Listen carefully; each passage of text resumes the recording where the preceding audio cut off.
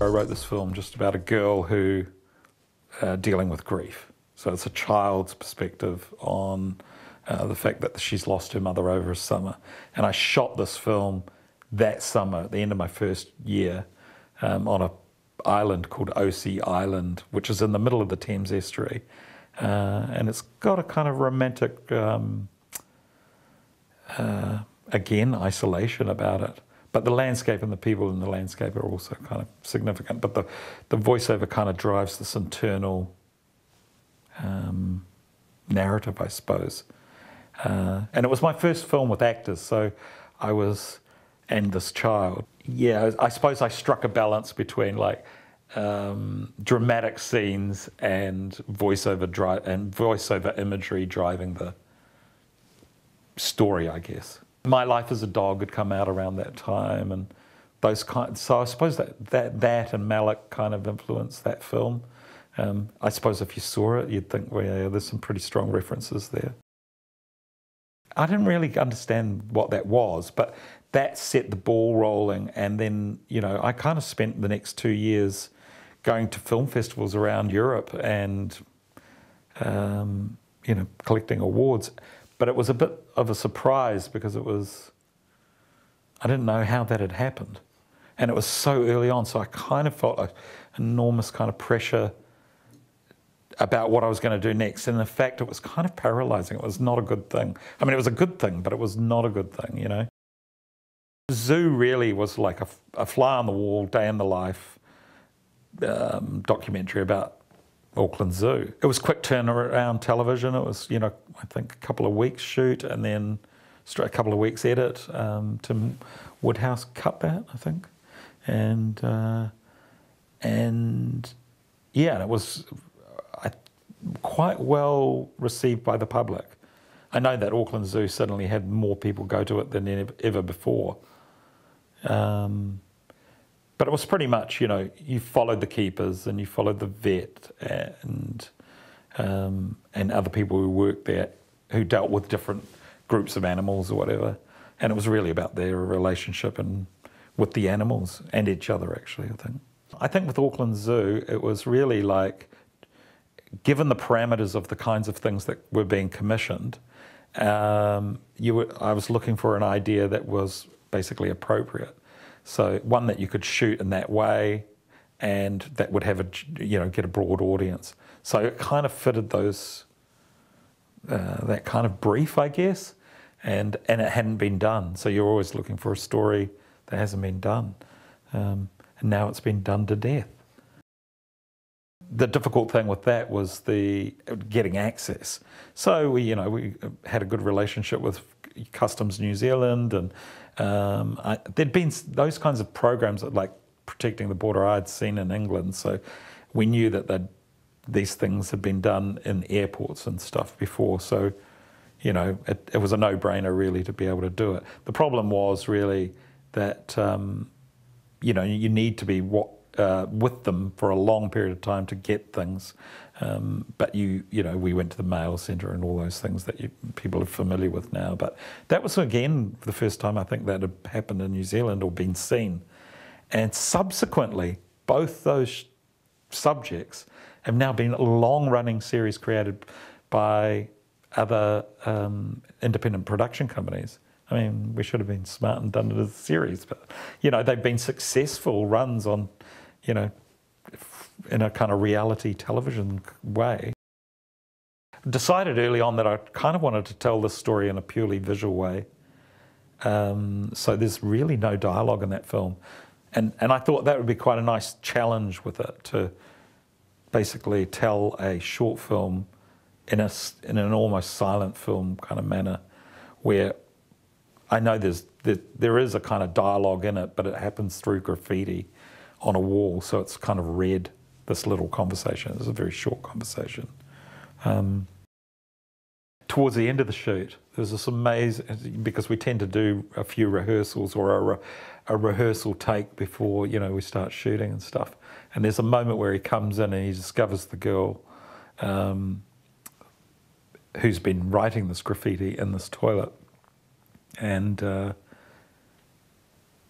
we rehearsed it, and it was amazing. It was like, oh, and I was kicking myself for not turning over at that point.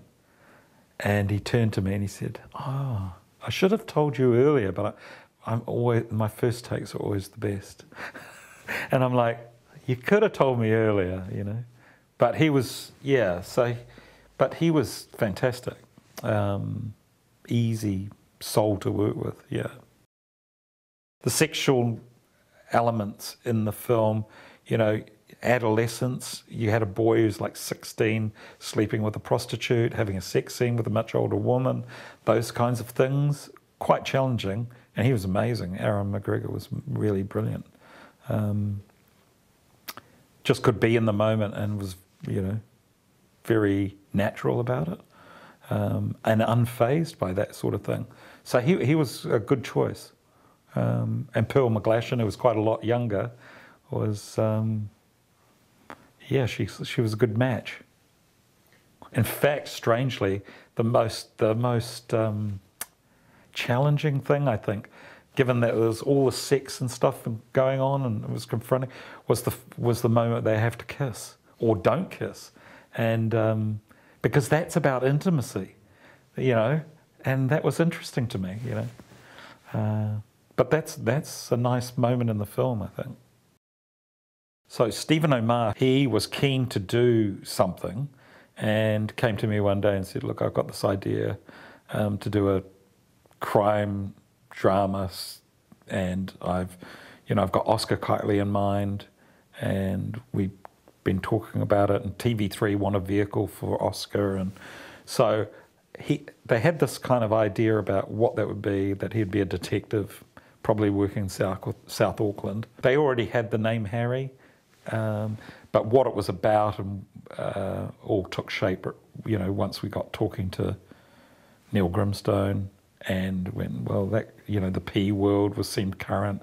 We knew it wanted to be contemporary, and yeah, so basically wrote that together. And Stephen was pretty involved in the writing, so there was a good 4 of us involved in the writing, and other people, other consultants that we talked to from the police, psychologists, various other sources. And we knew that, you know, early on I was forming like what the look and the feel of the show should be, in terms of like the realism. Again, from Choice Night, I kind of wanted to follow on that kind of feel, you know, on the shoulder, very immediate, a kind of captured reality. And I think that carried through from Choice Night into Harry. Yeah, and that just felt like a new way of presenting that kind of show in New Zealand anyway. And fortunately, TV3 didn't really question that. They were quite supportive of that, yeah. We were writing Harry when that earthquake happened, and my cousin rang me, who isn't in the film business, saying, you know, there's a lot of people with a lot of stories down here, and that she wants to do something for the people of Christchurch, and one of the things she wanted to do or thought of doing was to record some of these stories. And when I saw all these interviews and things, I thought they are pretty raw, emotional, and in some cases quite exceptional accounts of what had happened that people were unfamiliar with. And I just thought just the emotional intensity of them would make a great story. And that's just kind of how that's where the idea of it being a documentary came from. How we would actually go about it and what it would actually become was something else. And initially I thought we could take each one of those people and tell a half-hour story, but it's TVNZ that said, look, we'll give you a 1-hour special. So I had to rethink that and think about how we would weave them together, and hence it comes out as a 24 hours in the life of people during that catastrophe. There were 2 birds they trained. You put your faith in a bird with a very small brain, and you have to have quite a lot of patience. The birds operate on a kind of food reward and have to be trained to do certain things, and get familiar with certain places and textures and carpets and things like that. So yeah, a lot of patience, split screens and various things like that. But yeah, it all came out of training these birds to do it. Then they went and wrote them with little chicks in them and stuff like that. But there's this weird thing where pukekos will, kill or eat the young of other birds. They're quite, prehistoric.